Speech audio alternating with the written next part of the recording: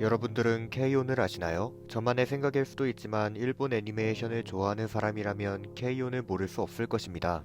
케이온은 그야말로 일상 애니메이션계, 더 나아가 일본 애니메이션계의 한 획을 그은 명작이라고 저는 자신합니다. 하지만 때때로 생각합니다. 아무리 케이온이 명작이라고 하지만 첫 방영으로부터 13년 가까이 되어가는 이 작품의 후계작이 아직도 나오지 못했다는 것은 아쉬운 일이라고 말입니다. 물론 일상계 부활동이란 장르로만 보았을 때 케이온의 뒤를 이을 후보작이 있었던 것은 사실입니다. 어디까지나 제 기준일 뿐이지만 유르캠이 그러한 작품이었다고 생각합니다. 하지만 유르캠은 끝내 케이온의 후계작이 될 수 없었습니다. 여고생들의 캠핑 활동은 방과 후 경운부 활동과의 간극이 클 뿐더러 굉장히 과장된 것이기 때문입니다. 그러던 중 저는 올해 4분기에 방영하기 시작한 작품인 보치더록을 시청하게 되었습니다. 처음에는 케이온의 영향을 받았으면서도 그 영향을 독창적으로 펼쳐나간 후작이라고 생각했습니다. 그러나 점점 회차가 쌓여갈수록 저는 보치더록이 케이온의 후계작이 될 수 있을지도 모르겠다고 진지하게 생각하기 시작했습니다. 보치더록은 케이온 시리즈의 완결 이후 11년 만에 찾아온 후계작이란 사실을 말입니다. 보치더록은 3부작으로 이루어진 케이온 시리즈 전체에 필적하기에는 어려운 작품이라고 생각합니다. 그럼에도 케이온의 후계작이 되기에는 충분한 작품이라고 생각합니다. 오늘은 이처럼 뛰어난 명작 TV 애니메이션 보치더록을 리뷰하는 시간을 가져보고자 합니다. 기본적으로 보치더록은 평생을 아싸로 살아온 메인 주인공 히토리가 청춘 콤플렉스로 인해 벌이는 기행들과 니지카, 료, 이쿠요로 이루어진 동료들 및 기타 주변인들의 기행에 대한 반응을 재미있게 풀어나가는 코미디 애니메이션입니다. 전에도 한번 이야기한 적이 있었던 것으로 기억하는데 코미디는 시청자 전부를 웃겨야 한다는 점에서 굉장히 만들기 힘든 장르입니다. 보치더록은 그러한 면에서 합격점을 넘어 원작에 대한 존중과 케이온의 영향들, 그리고 끝내 나타나는 독창성을 통해 장르의 신기원을 개척해낸 작품이라고까지 이야기할 수 있습니다. 우선 원작에 대한 존중에 대해 이야기해보도록 합시다. 보치더록의 원작은 망가타임 키라라 맥스에서 월간 연재되는 4컷 만화입니다. 여기서부터 저는 원작 만화의 퀄리티를 그다지 신용하지 못할 것 같다고 생각했습니다. 케이온의 원작을 읽어보신 분들이라면 제가 어째서 이렇게 생각했는지 아시리라고 생각합니다. 원작 케이온은 꽤 부실한 작품입니다. 4컷 만화라는 플랫폼부터 일반 컷 만화보다 묘사가 부족할 수밖에 없는 플랫폼인데 거기에 작가마저 작품을 대충 그려버렸으니 부실할 수밖에 없는 것입니다. 그래서 TV 애니메이션 KO는 원작 초월을 넘어 아예 작품을 새로 만들었다고 보아도 좋을 정도의 오리지널 각색 및 연출들이 들어가 있습니다. 이러한 망가타임 키라라 계열 4컷 만화의 전적을 이미 경험해본 저로서는 원작 보치더록 역시 원작 케이온처럼 부실할 것이라고 생각했습니다. 하지만 원작 보치더록은 훌륭한 작품이었습니다. 4컷 만화 특유의 묘사 부족이 꽤 눈에 띄기는 했지만 이를 뚫고 나오는 작가의 코미디 센스는 정말 훌륭했습니다. TV 애니메이션 보치더록은 이처럼 훌륭한 원작의 코미디 센스를 그대로 존중하고 강화하면서도 4컷 만화로 인해 묘사되지 못해 아쉬웠던 요소들을 보강하면서 더욱 재미있는 코미디로 탄생시켰습니다. 아싸의 정확한 모습, 히토리의 청춘 콤플렉스로 인한 발작, 멤버들의 만담 등 작가가 신경 써서 묘사한 요소들을 그대로 가져와 각본적, 연출적으로 훌륭하게 발전시키면서도 4컷 만화라는 플랫폼의 한계로 인해 그다지 묘사되지 못한 인물들의 감정을 제대로 보강해 묘사한 것입니다. 이러한 애니메이션의 원작 존중은 케이온의 영향으로 이어집니다. 보치더록은 대체적으로 표정 묘사에 있어 케이온의 영향력이 나타납니다. TV 애니메이션 케이온에서는 다양한 표정 묘사로 코미디를 연출하고 인물들의 감정을 묘사하는데 보치더록에서도 이와 유사한 연출과 묘사가 나타나는 것입니다. 더 자세한 설명을 위해 사진을 첨부해 보았습니다. 어떠신가요? 확실히 유사한 점이 드러날 것입니다. 케이오는 표정을 극단적으로 데포르메하여 인물의 감정을 묘사함과 동시에 코미디를 연출합니다. 보치더록 역시 그러합니다. 사진 속 히토리의 표정은 극단적으로 데포르메 되어 있음과 동시에 호불호의 감정을 확실히 드러내고 있으며 시청자는 이를 코미디로 인식하여 웃음을 터뜨릴 수 있습니다. 보치더록은 여기서 한 발 더 나아갑니다. 원작 존중과 케이온의 영향을 통해 만들어진 독창성을 보여줌과 동시에 원작 및 케이온과는 상관없는 완전한 독창성 역시 보여주는 것입니다. 먼저 전자에 대해 이야기해보자면 히토리의 발작에 대한 연출을 그 예시로 들 수 있을 것입니다. 원작은 히토리의 청춘 콤플렉스 묘사에 집중하고 그 콤플렉스는 주로 극단적인 표정의 데포르메를 통해 표현됩니다. 애니메이션 보치더록은 이 두 가지를 전부 받아들였습니다. 원작의 청춘 콤플렉스 묘사를 훌륭히 계승하고 그 콤플렉스는 극단적인 표정의 데포르메로 연출됩니다. 그러나 보치더록은 이를 발판 삼아 독창적인 시도를 합니다. 아무도 상상할 수 없는 방식으로 발작을 연출하는 것입니다. 그 대표적인 예시가 바로 이 장면입니다.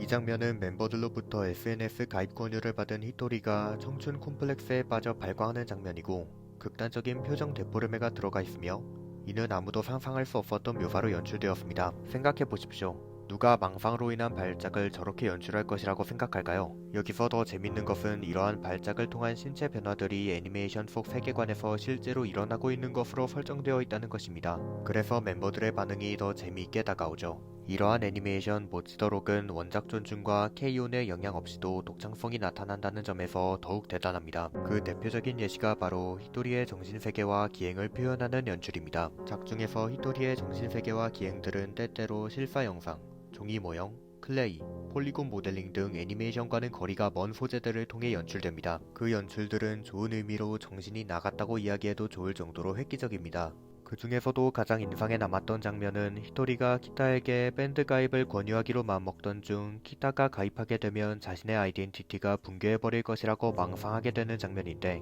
여기서 아이덴티티라는 글이 적힌 분홍색 풍선이 펑 하고 터져버리는 실사 영상이 삽입된 연출이 정말 웃기면서도 획기적인 연출이었다는 생각이 들었습니다. 이처럼 보츠더록은 제작진들의 다양한 상상력을 통해 구현된 여러 연출들이 끝내 이 애니메이션만의 독창성으로 다가오게 된다고 이야기할 수 있는 작품입니다. 물론 원작 존중과 케이온의 영향을 통해 나타나는 독창성 역시 훌륭하지만 그보다 더 훌륭했던 것이 제작진들의 상상력으로 이루어진 독창성이란 것은 부정할 수 없는 사실일 것입니다.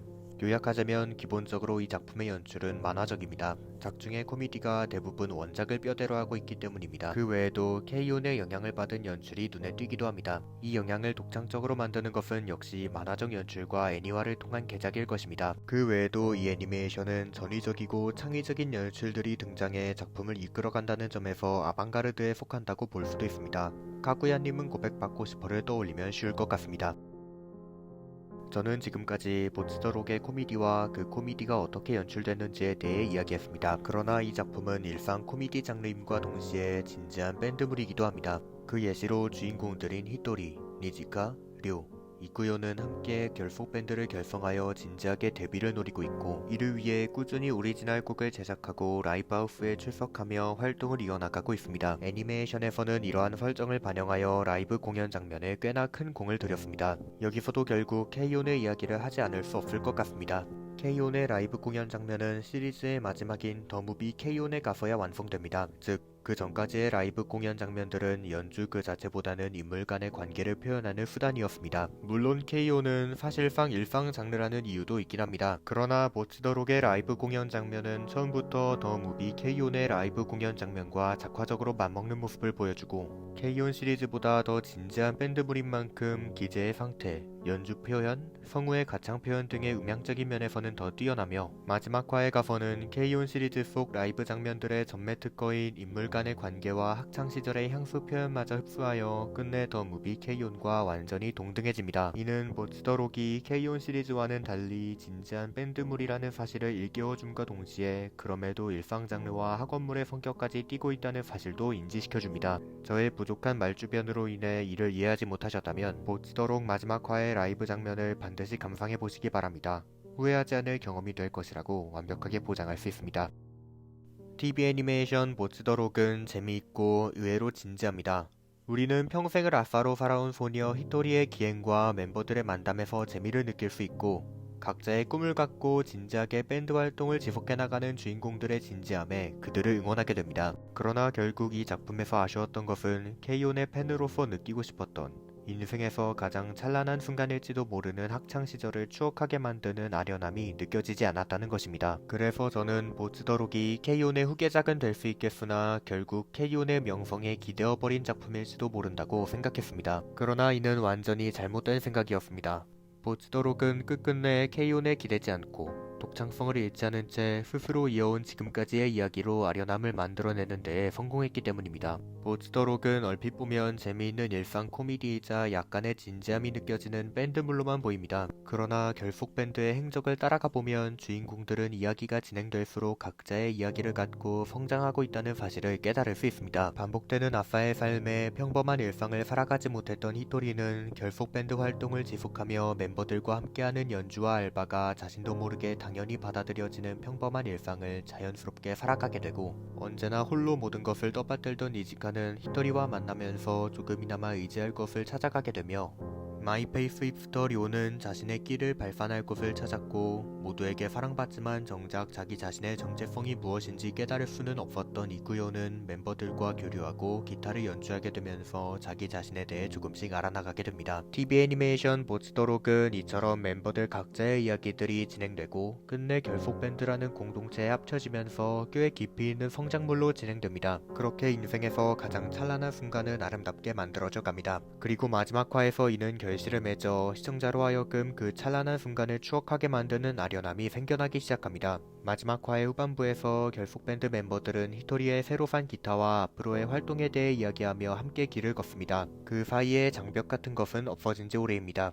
모두에게 결속 밴드는 이미 하나의 일상, 삶으로 자리 잡은 것입니다. 평범한 일상이지만 그 일상의 주체가 인생에서 가장 찬란한 학창시절이라는 점에서 시청자들은 결국 덧없이 반복되는 한때의 일상일지언정 길을 쓰고 추억하고 싶어지는 것입니다. 이후 이어지는 히토리의 등교 장면을 통한 작품의 마무리는 그 아련함에 쐐기를 박습니다. 이 장면은 1화와 비슷하게 히토리가 기타를 맨 자신의 모습에 감격하고 기행을 벌인 후 등교를 위해 문 밖을 나서는 것으로 구성되어 있습니다. 그러나 한 가지 다른 것이 있습니다. 엔딩 크레딧이 전부 올라간 후 히토리는 오늘도 알바인가 하며 중얼거립니다. 이 알바의 존재가 바로 아련함에 쐐기를 박는 존재입니다. 알바를 시작했던 때의 히토리는 이에 하나도 적응하지 못해 발작을 일으켰습니다. 그러나 지금의 히토리는 아무 이상 없이 알바를 지속하고 있습니다. 즉, 알바는 어느새 히토리의 일상에 스며들게 된 것입니다. 그렇게 보츠더록은 아련해집니다. 무엇이든 처음 시작해보기에 서툴지만 조금씩 적응해 나가며 어른이 되어가는 법을 배우는 학창시절을 확실하게 표현한 장면을 마지막에 삽입하다니